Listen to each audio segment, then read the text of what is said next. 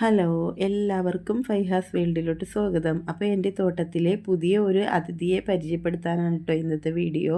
അപ്പോൾ ഇതാണ് വയലറ്റ് പേര, പിന്നെ ബീട്രൂട്ട് പേര അങ്ങനെയൊക്കെ പറയും കേട്ടോ. ഇതിൻ്റെ ഇലയൊക്കെ കണ്ടില്ലേ, ചുമന്ന കളറായിരിക്കും. അപ്പോൾ ഇത് മേടിച്ച് വെച്ചിട്ട് ഒരു 5 മാസമൊക്കെ ആയിട്ടുണ്ട്.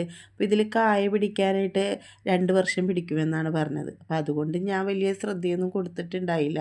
അപ്പോൾ മഴയൊക്കെ ആയതുകൊണ്ട് കീടബാധയൊക്കെ ഉണ്ടോയെന്ന് നോക്കിയപ്പോഴാണ് ഞാൻ ദേ കായ പിടിച്ച് കിടക്കുന്നത് കണ്ടോ, തൊട്ടപ്പോൾ തന്നെ ഇങ്ങോട്ട് പോന്നു.